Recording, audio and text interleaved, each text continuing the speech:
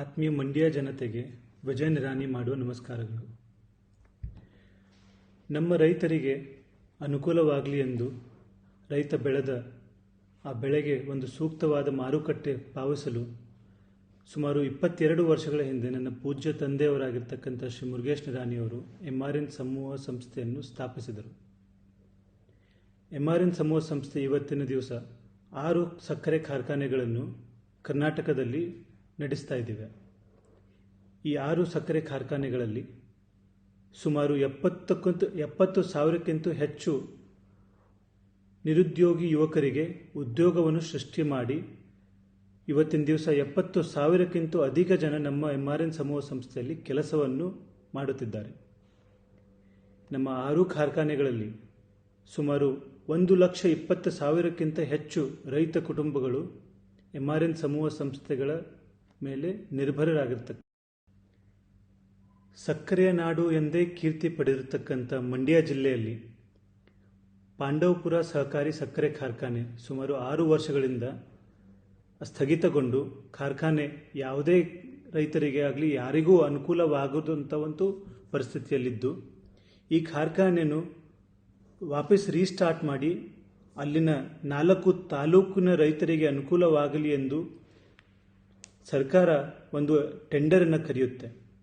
ಆ ಟೆಂಡರಲ್ಲಿ ನಮ್ಮ ನಿರಾಣಿ ಶುಗರ್ಸ್ ಪಾಲ್ಗೊಂಡು ಇತಿಹಾಸದಲ್ಲೇ ಅತಿ ಹೆಚ್ಚು ಆ ಟೆಂಡರ್ ಬಿಡ್ಡನ್ನು ಪಾವತಿ ಮಾಡಿ ಒಂದು ಹಿಸ್ಟ್ರಿಯನ್ನೇ ಕ್ರಿಯೇಟ್ ಮಾಡಿ 405 ಕೋಟಿ ಅಷ್ಟು ನಾವು ಅಮೌಂಟಿಗೆ ಈ ಟೆಂಡರನ್ನು ಹಾಕಿ ಈ ಬಿಡ್ಡನ್ನು ನಾವು ಗೆಲ್ತೀವಿ. ಈ ಲೀಸ್ ಕೊಡುವ ಪ್ರಕ್ರಿಯೆ ಹೊಸದೇನೂ ಅಲ್ಲ.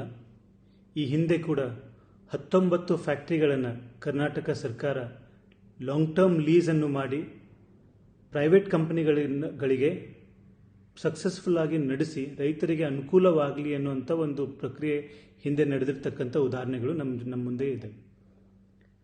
ಈ 19 ಕಾರ್ಖಾನೆಗಳಲ್ಲಿ ಅತಿ ಹೈಯೆಸ್ಟ್ ಹಿಂದೆ ಇರ್ತಕ್ಕಂಥ ಲೀಸ್ ಅಮೌಂಟು 200 ಕೋಟಿಗಿಂತನೂ ಕಡಿಮೆ ಇರತಕ್ಕಂಥದ್ದು. ಆದರೆ MRN ಸಮೂಹ ಸಂಸ್ಥೆ ಆ ಅತಿ ಹೆಚ್ಚಿನಕ್ಕಿಂತನೂ ಡಬಲ್ ದ ಅಮೌಂಟ್ ಮಾಡಿ 405 ಕೋಟಿಗಿಂತ ಹೆಚ್ಚು ಒಂದು ಲೀಸ್ ರೆಂಟನ್ನು ಕಟ್ಟಲಿಕ್ಕೆ ನಾವು ಮುಂದಾಗಿದ್ದೇವೆ. ಆದರೆ ಮಂಡ್ಯದ ರೈತರಿಗೆ ಒಳ್ಳೆಯದು ಆಗುವುದನ್ನು ನೋಡದೆ ಮಂಡ್ಯ ರೈತರ ಹಿತವನ್ನು ಸಹಿಸದೆ ಇರತಕ್ಕಂಥ ಒಬ್ಬ ಡಾಕ್ಟರ್ ರವೀಂದ್ರ ಅನ್ನುವಂಥ ಒಬ್ಬ ಬುದ್ಧಿಜೀವಿ ಹಿಂದೆ ಕೂಡ ಯಾವುದೇ ಒಂದು ಅಲಿಗೇಷನ್ಸನ್ನು ಹಿಂದೆ ಕೂಡ ಮಾಡ್ಕೊಂತ ಬಂದಿದ್ದಾರೆ. ಆದರೆ ನಿನ್ನೆ ದಿವಸ ಒಂದು ACB ಹತ್ರ ಹೋಗಿ ಒಂದೇನೋ ದೂರನ್ನು ಕೊಟ್ಟಿದ್ದಾರೆ ಅಂತ ಹೇಳಿ ಪ್ರತಿಯೊಂದು ಮೀಡಿಯಾ ಹೌಸ್ ಮುಂದೆ ಒಂದು ಅಪಪ್ರಚಾರವನ್ನು ಮಾಡುವಂಥ ಒಂದು ಕೆಲಸಕ್ಕೆ ಡಾಕ್ಟರ್ ರವೀಂದ್ರ ಅವರು ಮುಂದಾಗಿದ್ದಾರೆ. ಡಾಕ್ಟರ್ ರವೀಂದ್ರ ಅವರು 3 ಆರೋಪಗಳನ್ನು MRN ಸಮೂಹ ಸಂಸ್ಥೆ ಮೇಲೆ ಹಾಗೂ ನನ್ನ ಮೇಲೆ ಮಾಡಿದ್ದಾರೆ. ಡಾಕ್ಟರ್ ರವೀಂದ್ರ ಅವರು ಮಾಡಿರ್ತಕ್ಕಂಥ 3 ಆರೋಪಗಳೇನು? ಆರೋಪ 1, ಕಾರ್ಖಾನೆಯಲ್ಲಿರ್ತಕ್ಕಂಥ 21 ಜನರನ್ನು MRN ಸಮೂಹ ಸಂಸ್ಥೆ ಅಥವಾ ನಿರಾಣಿ ಶುಗರ್ಸ್ನವರು ಆ 21 ಜನರನ್ನು ಟರ್ಮಿನೇಟ್ ಮಾಡಿದ್ದಾರೆ ಅನ್ನುವಂಥ ಒಂದು ಸುಳ್ಳ ಆರೋಪ ಮೊದಲನೇದಾಗಿ ಮಾಡಿದ್ದು. ಡಾಕ್ಟರ್ ರವೀಂದ್ರ ಅವರಿಗೆ ನಾನು ಹೇಳಲು ಬಯಸ್ತೇನೆ, ಆ 21 ಜನರನ್ನು ಟರ್ಮಿನೇಟ್ ಮಾಡಿರ್ತಕ್ಕಂಥದ್ದು MRN ಸಮೂಹ ಆಗಲಿ, ನಿರಾಣಿ ಗ್ರೂಪ್ ಆಗಲಿ ಅಥವಾ ವಿಜಯ ನಿರಾಣಿ ಅಲ್ಲ. ಅದು PSSKಯ ಆಡಳಿತ ಮಂಡಳಿಯ ನಿರ್ಧಾರ. ಆ PSSKಯ ಮ್ಯಾನೇಜ್ಮೆಂಟ್ಗೆ ಆ 21 ಜನರಿಗೆ ಗೊತ್ತಿರ್ತಕ್ಕಂಥ ಒಂದು ವಿಷಯವದು. ನಾನು ತಮಗೆ ಹೇಳಲು ಬಯಸ್ತೇನೆ, ಆ ಕಾರ್ಖಾನೆಯನ್ನು ನಡೆಸಲು ಈಗಾಗಲೇ ನಾವು 350ಕ್ಕಿಂತ ಹೆಚ್ಚು ನಿರುದ್ಯೋಗಿ ಯುವಕರಿಗೆ ಒಂದು ಹೊಸ ಉದ್ಯೋಗವನ್ನು ಸೃಷ್ಟಿ ಮಾಡಿ ಆ ಕಾರ್ಖಾನೆ ನಡೆಯಲು ಹೊಸದಾಗಿ 350 ಜನರಿಗೆ ಉದ್ಯೋಗವನ್ನು ಸೃಷ್ಟಿ ಮಾಡಿಕೊಟ್ಟಿದ್ದೇವೆ. ಆ 350 ಜನರನ್ನು ಕೊಡಬೇಕಾದ್ರೆ 21 ಜನರಿಗೆ ಕೆಲಸದಿಂದ ಕಿತ್ತಾಕುವಂಥ ಒಂದು ಕ್ರೂರಿ ಕೆಲಸ ನಾವು ಮಾಡೋದಕ್ಕೆ ಮುಂದಾಗೋದಿಲ್ಲ. ಅದಕ್ಕೆ ಹಲವಾರು ಕಾರಣಗಳಿರ್ತವೆ. ಯಾವುದೇ ಒಂದು ಡಿಸಿಪ್ಲಿನ್ ಆಗಿರ್ಬೋದು, ಏನೇ ಒಂದು ಆಗಿರ್ಬೋದು. ಅದು ಅಷ್ಟೇ ಅಲ್ಲದೆ ಭಾಳ ಬೇಸಿಕ್ ಆಗಿ ತಾವು ಅರ್ಥ ಮಾಡ್ಕೋಬೇಕಾಗುತ್ತೆ, ಆ ಪ್ರಕ್ರಿಯೆಯಲ್ಲಿ ನಾವು ಭಾಗಿಯಲ್ಲ. ಆ ಡಿಸಿಷನ್ ತಗೊಂಡಿರ್ತಕ್ಕಂಥದ್ದು PSSK ಆಡಳಿತ ಮಂಡಳಿ. ಈ ಅಪಪ್ರಚಾರ ಮಾಡಿದ್ದು ಬಹಳ ತಪ್ಪು ಅಂತ ನಾನು ತಮಗೆ ಹೇಳಲು ಬಯಸ್ತೇನೆ. ಅಷ್ಟಲ್ಲದೆ ನಾವು PSSKಯಿಂದ ಹಸ್ತಾಂತರಗೊಂಡ 109 ಜನರಿಗೆ ಏನವರು ವೇತನ ಬಹಳಷ್ಟು ಕಡಿಮೆ ಇರ್ತಾ ಇತ್ತು. ನಾವು ಯಾವುದೇ ಒಂದು ವೇಟ್ ಮಾಡ್ದೇನೆ, ಯಾರದೇ ಒಂದು ಆದೇಶ ಬರ್ದೇನೆ ಸ್ವ ಇಚ್ಛೆಯಿಂದ ಅವರ ವೇತನವನ್ನು 25% ಇನ್ಕ್ರಿಮೆಂಟನ್ನು ಮಾಡಿ ಕರೆಕ್ಟು ಪ್ರತಿ ತಿಂಗಳು ಮೊದಲನೇ ವಾರದಲ್ಲಿ ಅವರ ಸ್ಯಾಲರಿಗಳನ್ನು ಕರೆಕ್ಟ್ ಟೈಮಿಗೆ ಅವರಿಗೆ ಪಾವತಿಸುತ್ತಾ ಬರ್ತಾ ಇದ್ದೇವೆ. ಅವರು ಮಾಡಿರ್ತಕ್ಕಂಥ ಎರಡನೇ ಆರೋಪ, ಅಗ್ರಿಮೆಂಟು ರಿಜಿಸ್ಟರ್ ಆಗದೇನೆ ನಿರಾಣಿ ಶುಗರ್ಸ್ನವರು ಈ ಕಾರ್ಖಾನೆಯನ್ನು ನಡೆಸ್ತಾ ಇದ್ದಾರೆ. ಅದು ಕಾನೂನು ಬಾಹಿರ ಅಂತೇಳಿ ಒಂದು ಹೇಳ್ತಾ ಇದ್ದಾರೆ. ಡಾಕ್ಟರ್ ರವೀಂದ್ರ ಅವರೇ, ಈ ಅಗ್ರಿಮೆಂಟು ರಿಜಿಸ್ಟರ್ ಆಗದೇ ಇರೋದು ಅತಿ ಹೆಚ್ಚು ನಷ್ಟ ಆಗೋದು ಬೇರೆ ಯಾರಿಗೂ ಅಲ್ಲ, ಅದು ನಿರಾಣಿ ಗ್ರೂಪ್ನವ್ರಿಗೇನೆ. ಈ ಅಗ್ರಿಮೆಂಟ್ ರಿಜಿಸ್ಟರ್ ಮಾಡಬೇಕು ಅಂಥೇಳಿ ನಾವು ಹಲವಾರು ಬಾರಿ ಸರ್ಕಾರದಲ್ಲಿ ಅನೇಕ ಬಾರಿ ಈಗಲೂ ಕೂಡ ನಮ್ಮ ರಿಕ್ವೆಸ್ಟ್ಗಳನ್ನು, ಮನವಿಯನ್ನು ಪದೇ ಪದೇ ನಾವು ಬರಿತಾ ಇದ್ದೇವೆ. ಈ ರಿಜಿಸ್ಟರ್ ಮಾಡಬೇಕು ಅಂಥೇಳಿ ಮಾಡಬೇಕಾದ್ರೆ ಒಂದು ಸ್ಟ್ಯಾಂಪ್ ಡ್ಯೂಟಿ, ಏನು 405 ಕೋಟಿ ಮೇಲೆ ಸ್ಟ್ಯಾಂಪ್ ಡ್ಯೂಟಿ ಏನು ಬರುತ್ತೆ, ಆ stamp duty new industrial policy 2020-2025 ಅಡಿಯಲ್ಲಿ ಆ ಸ್ಟ್ಯಾಂಪ್ ಡ್ಯೂಟಿ ಎಕ್ಸೆಂಪ್ಷನ್ ನಮಗೂ ಕೂಡ ಕೊಡಬೇಕು ಅನ್ನುವಂಥ ಒಂದು ನಾವು ಅರ್ಜಿಯನ್ನು ಸರ್ಕಾರದಲ್ಲಿ ಈಗಾಗಲೇ ಕೊಟ್ಟಿದ್ದೇವೆ. ಆ ಅರ್ಜಿಯ ರಿಪ್ಲೈ ನಾವು ವೇಟ್ ಮಾಡಿ. ಈ ಸರ್ಕಾರದ ಹಂತದಲ್ಲಿ ಈ ಸ್ಟ್ಯಾಂಪ್ ಡ್ಯೂಟಿ ಎಕ್ಸೆಂಪ್ಷನ್ ಕೊಡೋದ್ರಲ್ಲಿ ಡಿಲೇ ಆಗಿರೋದ್ರಿಂದ ನಮಗೂ ಕೂಡ ಬಹಳಷ್ಟು ನಷ್ಟ ಈಗಾಗಲೇ ನಾವು ಅನುಭವಿಸಿದ್ದೀವಿ. ಈಗ ಅಗ್ರಿಮೆಂಟ್ ಇಲ್ಲದೇ ನಾವು ಯಾವುದೋ ಒಂದು ಫೈನಾನ್ಷಿಯಲ್ ಇನ್ಸ್ಟಿಟ್ಯೂಟ್ ಜೊತೆ ಟೈಅಪ್ ಮಾಡ್ಕೊಳ್ಳೋದಾಗಲಿ ಅಥವಾ ಒಂದು ಹೊಸ ಒಂದು ಲೋನ್ ತಗೊಳ್ಳೋದಾಗಿರ್ಬೋದು ಅಥವಾ ಯಾವುದೇ ಒಂದು ಕಾರ್ಯ ನಾವು ಮಾಡಬೇಕಾದ್ರೆ ಫಸ್ಟ್ ಬೇಸಿಕ್ ಡಾಕ್ಯುಮೆಂಟ್ ಬೇಕಾಗಿರೋದೇ ಒಂದು ಅಗ್ರಿಮೆಂಟ್. ಅದು ಇಲ್ಲದೆ ಇರೋದ್ರಿಂದ ನನ್ನ ಅಂದಾಜಿಗೆ ರೈತರಿಗೆ ಯಾರಿಗೂ ನಷ್ಟ ಆಗಿದೆಯೋ ಅಥವಾ ಕಾರ್ಮಿಕರಿಗೆ ನಷ್ಟ ಆಗಿದೆಯೋ ಅಥವಾ ಸರ್ಕಾರಕ್ಕೆ ನಷ್ಟ ಆಗಿದೆಯೋ ಇಲ್ಲೋ ನನಗೆ ಗೊತ್ತಿಲ್ಲ. ಆದರೆ ಈ ಪ್ರಕರಣ ಡಿಲೇ ಆಗಿರೋದ್ರಿಂದ ಅತಿ ಹೆಚ್ಚು ನಷ್ಟ ಆಗಿರೋದು ನಮ್ಮ ನಿರಾಣಿ ಸಮೂಹ ಸಂಸ್ಥೆಗೆ. ಅವರು ಮಾಡಿರ್ತಕ್ಕಂಥ ಮೂರನೇ ಆರೋಪ, PSSK ಲೀಸ್ ಅಮೌಂಟಲ್ಲಿ ಅಗ್ರಿಮೆಂಟ್ ಪ್ರಕಾರ ಅಪ್ಫ್ರಂಟ್ ಅಮೌಂಟ್ ಕಟ್ಟಬೇಕಾಗಿರ್ತಕ್ಕಂಥ 20 ಕೋಟಿ ಇನ್ನೂ ಆದರೂ ಕಟ್ಟಿಲ್ಲ, ಆ ಕಟ್ಟದೇನೆ ಒಂದು ಕಾರ್ಖಾನೆಯನ್ನು ನಡೆಸ್ತಾ ಇದ್ದಾರೆ ಅನ್ನುವಂಥ ಒಂದು ಸವಾಲು. ನಾನು ಸ್ಪಷ್ಟ ಮಾಡಲಿಕ್ಕೆ ಇಚ್ಛೆಪಡ್ತೇನೆ, ಅಗ್ರಿಮೆಂಟ್ ಪ್ರಕಾರ ಈಗಾಗಲೇ ನಾವು 1 ಕೋಟಿ ಅಮೌಂಟನ್ನು EMD ಸ್ವರೂಪ ನಾವು ಕಟ್ಟಬೇಕಾಗಿತ್ತು, ಈಗಾಗಲೇ ಕಟ್ಟಿದ್ದೇವೆ. 5 ಕೋಟಿ ಅಮೌಂಟನ್ನು ಸೆಕ್ಯೂರಿಟಿ ಡಿಪಾಸಿಟ್ ಆಗಿ ಕಟ್ಟಬೇಕು, ಅದು ಕೂಡ ಈಗಾಗಲೇ ನಾವು ಪಾವತಿ ಮಾಡಿದ್ದೇವೆ. ಅದರ ನಂತರ 20 ಕೋಟಿ ಅಪ್ಫ್ರಂಟ್ ಅಮೌಂಟನ್ನು ನಾವು ಕಟ್ಟಬೇಕಾಗಿತ್ತು, ಅದನ್ನು ನಾವು ಡೇ 1 ಇಂದನೇ ನಾವು ಹೇಳ್ತಾ ಬರ್ತಾ ಇದ್ದೇವೆ, ನಾವು ಕಟ್ಟಲಿಕ್ಕೆ ಸಿದ್ಧರಿದ್ದೇವೆ. ಆದರೆ ಆ ಅಗ್ರಿಮೆಂಟ್ ಕಂಡೀಷನ್ಸಲ್ಲಿ at the time of handing over of the plant all the encumbrance of the assets and the old loans of the factory will be paid by PSSK ಅನ್ನುವಂಥ ಒಂದು ಅಗ್ರಿಮೆಂಟ್ ಕಂಡೀಷನ್ ಇದ್ದು, ಆ PSSK ಸಕ್ಕರೆ ಕಾರ್ಖಾನೆಯ ಹಳೆಯ ಆಡಳಿತ ಮಂಡಳಿಯ ಮೇಲೆ ಈಗಾಗಲೇ ಒಂದು 300 ಕೋಟಿಗಿಂತ ಹೆಚ್ಚು ಒಂದು ಸಾಲ ಆ ಸಂಸ್ಥೆ ಮೇಲೆ, ಆ ಸಂಸ್ಥೆಯ ಎಲ್ಲ ಆಸ್ತಿ ಆ ಬ್ಯಾಂಕು ಹಾಗೆ ಸಾಲ ಕೊಟ್ಟಿರ್ತಕ್ಕಂಥ ಫೈನಾನ್ಷಿಯಲ್ ಇನ್ಸ್ಟಿಟ್ಯೂಟ್ಸ್ಗಳ ಹತ್ರ ಮಾರ್ಟ್ಗೇಜ್ಡ್ ಇದೆ. ಈ ಅಸೆಟ್ಸನ್ನು ಮಾರ್ಟ್ಗೇಜ್ ಫ್ರೀ ಮಾಡಿ, ಎನ್ಕಂಬ್ರೆನ್ಸ್ ಫ್ರೀ ಮಾಡಿ ನಮ್ಮ ಲೀಸ್ ಕಂಡೀಷನ್ ಪ್ರಕಾರ ನಮಗೆ ಹಸ್ತಾಂತರ ಮಾಡಬೇಕು. ಆ ದಿವಸಕ್ಕೆ ಅಪ್ಫ್ರಂಟ್ ಫೀಯನ್ನು ನಾವು ಕಟ್ಟಬೇಕನ್ನುವಂಥ ಒಂದು ಸಿಂಪಲ್ ಕಂಡೀಷನ್ನ ತಾವು ನೋಡಬೇಕಾಗಿತ್ತು ಅಂತ ನಾನು ಹೇಳಲಿಕ್ಕೆ ಇಚ್ಛೆಪಡ್ತೇನೆ. ಇದರ ಬಗ್ಗೆ ಒಂದು ಮಾರ್ಗವನ್ನು ಹುಡುಕಲು ಹಲವಾರು ಬಾರಿ ಸರ್ಕಾರದಲ್ಲೂ ಹಾಗೂ PSSK ಆಡಳಿತ ಮಂಡಳಿಯ ಜೊತೆ ಹಲವಾರು ಚರ್ಚೆಗಳು ಈಗಾಗಲೇ ನಾವು ಮಾಡಿದ್ದೇವೆ. ಹಾಗೆ ಬರೋ ವಾರ ಸರ್ಕಾರದಲ್ಲಿ ಇನ್ನೊಂದು ಚರ್ಚೆ ಆಗಲಿದೆ.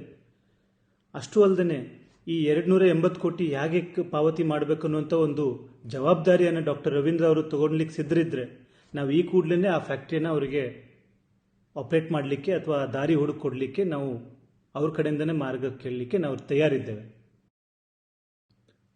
ತಮಗೆ ಗೊತ್ತಿರಲಿ, ಇಷ್ಟೆಲ್ಲ ಸಮಸ್ಯೆಗಳಿದ್ದರೂ ಕೂಡ ನಮ್ಮ ರೈತರಿಗೆ ಒಳ್ಳೆಯದಾಗಲಿ ಅಂತ ಅಂದ್ಕೊಂಡು ಅವರ ಬೆಳೆದಿರ್ತಕ್ಕಂಥ ಕಬ್ಬು ಆದಷ್ಟು ಬೇಗ ಕ್ರಶ್ ಆಗಿ ಅವರಿಗೆ ಕರೆಕ್ಟ್ ಟೈಮಿಗೆ ಬಿಲ್ ಹೋಗಿ ಅವರ ಬಾಳು ಒಂದು ಬೆಳಕಾಗಲಿ ಅನ್ನುವಂಥ ಒಂದೇ ಒಂದು ಮೋಟಿವ್ ಇಟ್ಕೊಂಡು ಆ ಎಕ್ಸ್ಪ್ಯಾನ್ಷನನ್ನು 5 ವರ್ಷ ಕಾಲಾವಧಿ ಇದ್ದರೂ ಕೂಡ ಮೊದಲನೇ ವರ್ಷದಲ್ಲೇ ಇಷ್ಟೆಲ್ಲ ಸಮಸ್ಯೆಗಳು ಬಗೆಹರದೇ ಇದ್ದರೂ ಕೂಡ ನಾವು ನಿರಾಣಿ ಗ್ರೂಪಿಂದ ಈಗಾಗಲೇ more than 50 crore ರೂಪೀಸನ್ನು ಇನ್ವೆಸ್ಟ್ ಮಾಡಿ ಆ ಹಾಳು ಬಿದ್ದ ಅಥವಾ ಸ್ಥಗಿತಗೊಂಡಿರ್ತಕ್ಕಂಥ ಒಂದು ಫ್ಯಾಕ್ಟ್ರಿಯನ್ನು ಅದಕ್ಕೆ ಒಂದು ಪುನರ್ಜೀವ ಕೊಟ್ಟು ಅದನ್ನು ರಿಪೇರ್ ಆ್ಯಂಡ್ ಮಾಡರ್ನೈಸ್ ಮಾಡಿ ಕೆಪಾಸಿಟಿ ಎಕ್ಸ್ಪ್ಯಾನ್ಷನ್ 3500 5000ವರೆಗೂ ಕೆಪಾಸಿಟಿ ಎಕ್ಸ್ಪ್ಯಾನ್ಷನ್ ಕೂಡ ಮಾಡಿ ಈ ಬರೋ ಜುಲೈ 10 ಅಥವಾ 15ನೇ ತಾರೀಕಿನಿಂದ ಆ ಕಾರ್ಖಾನೆಯನ್ನು ಮತ್ತೆ ರೈತರ ಕಬ್ಬನ್ನು 5000 TCD ಕೆಪಾಸಿಟಿಯಲ್ಲಿ ನಡೆಸಲಿಕ್ಕೆ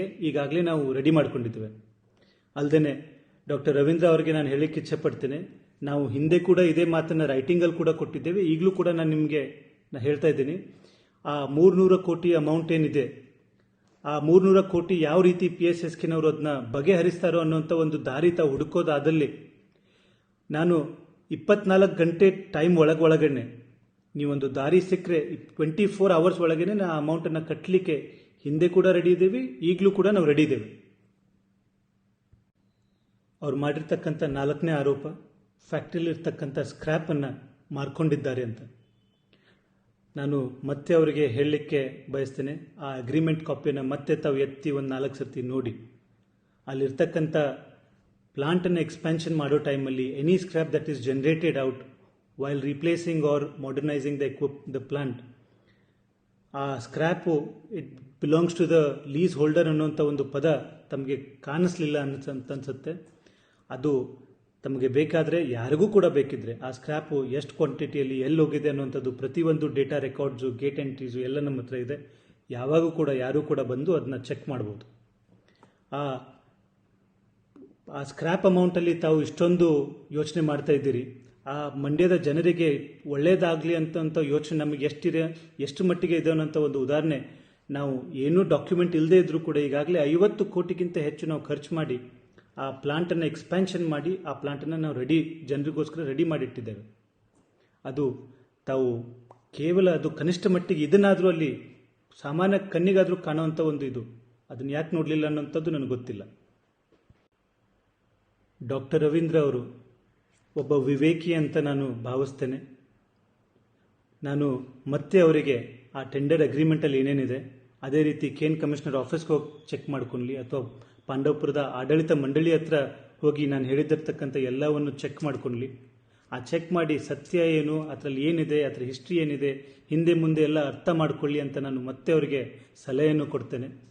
ಅಷ್ಟಲ್ಲದೆ ಒಂದು ಶಬ್ದ ಪ್ರಯೋಗ ಗೊತ್ತು ಅಂತ ಹೇಳಿ ಯಾವುದ್ಯಾವುದೋ ಒಂದು ಶಬ್ದವನ್ನು ಬಯಕೆ ಮಾಡಿ ರೈತರಿಗೋಸ್ಕರ ಕಟ್ಟಿರ್ತಕ್ಕಂಥ ಒಂದು MRN ಸಮೂಹ ಸಂಸ್ಥೆ ಮೇಲೆ ಹಾಗೂ ನನ್ನ ಮೇಲೆ ಹಾಗೂ ನಮ್ಮ ಸಮೂಹದ ಯಾರ ಮೇಲಾದ್ರೂ ಅಥವಾ ನಮ್ಮ ಪೂಜ್ಯ ತಂದೆಯವರಾಗಿರ್ತಕ್ಕಂಥ ಸನ್ಮಾನ್ಯ ಶ್ರೀ ಮುರುಗೇಶ್ ನಿರಾಣಿಯವ್ರ ಮೇಲೆ ತಾವು ಇಲ್ಲ ಸುಲ್ಲದ ಒಂದು ಬಿಟ್ಟಿ ಪ್ರಚಾರ ತಗೊಳ್ಲಿಕ್ಕೆ ಇದೇನು ಹಿಂದೆ ಕೂಡ ತಾವು ಮಾಡಿದ್ದೀರಿ ಡಿಸೆಂಬರ್ ಜನವರಿಯಲ್ಲಿ, ಆವಾಗ ನಾವು ಹೋಗ್ಲಿ ಬಿಡು ಅಂತ ಸುಮ್ಮನೆ ಇದ್ವಿ.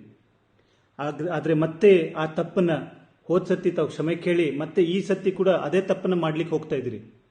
ಇದು ನಾವು ನಮ್ಮ ಸಹನೆಗೆ ಅಥವಾ ಮತ್ತೆ ನಮ್ಮ ಪೇಷನ್ಸನ್ನು ತಾವು ಟೆಸ್ಟ್ ಮಾಡುವಂಥ ಒಂದು ಕೆಲಸ ತಾವು ಮಾಡ್ತಾ ಇದ್ದೀರಿ. ನಾವು ಜನರಿಗೆ ಒಳ್ಳೆಯದಾಗಲಿ ಅನ್ನುವಂಥ ಒಂದು ಉದ್ದೇಶ ಇಟ್ಕೊಂಡು ನಾವು ಅಲ್ಲಿ ಬಂದಿದ್ದು. ತಾವು ಈ ಕೂಡಲೇ ಪಬ್ಲಿಕ್ ಅಪಾಲಜಿಯನ್ನು ತಾವು ಕೊಡಲಿಲ್ಲ ಅಂತಂದರೆ, ತಾವು ಈ ಕೂಡಲೇ ಕ್ಷಮೆಯನ್ನು ಕೇಳಲಿಲ್ಲ ಅಂತಂದರೆ ನಾವು ಸೂಕ್ತವಾದ ಕಾನೂನಿನ ಕ್ರಮ ತಮ್ಮ ಮೇಲೆ ಕೈಗೊಳ್ಳಬೇಕಾಗುತ್ತದೆ.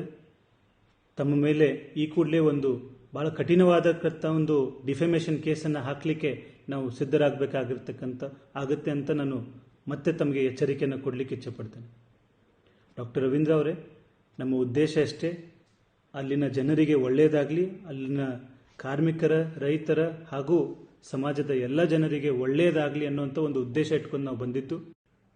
ಕಾನೂನು ರೀತಿಯಲ್ಲಿ ನಾವು ಕೊಡಬೇಕಾಗಿರ್ತಕ್ಕಂಥ ವೇತನವನ್ನು ಕರೆಕ್ಟ್ ಟೈಮಿಗೆ ಕೊಡುವಂಥ ಕೆಲಸವನ್ನು, ನಮ್ಮ ರೈತರಿಗೆ ಆ ಕಬ್ಬಿನ ಬಿಲ್ಲು ಅಥವಾ ಕಬ್ಬು ಸಾಗಾಣಿಕೆಯ ಬಿಲ್ಲು ಅಥವಾ ಹಾರ್ವೆಸ್ಟರ್ ಬಿಲ್ನ ಕರೆಕ್ಟ್ ಟೈಮಿಗೆ ಕೊಡುವುದರಲ್ಲಿ, ಅಥವಾ ಸರ್ಕಾರದ ಯಾವುದೇ ಒಂದು ಟ್ಯಾಕ್ಸನ್ನಾಗಲಿ ಅಥವಾ ಸಮಾಜದ ಯಾವುದೇ ಒಂದು ಕಾನೂನು ಚೌಕಟ್ಟಿನಲ್ಲಿ ಏನೇ ಕೆಲಸವನ್ನು ನಾವು ಮಾಡಬೇಕು ಅದನ್ನು ಕರೆಕ್ಟ್ ಟೈಮಿಗೆ ಮಾಡ್ಕೊಂತ ಬಂದಿದ್ದು ಇದು ಎಲ್ರಿಗೂ ಗೊತ್ತಿರುವಂಥ ವಿಷಯ.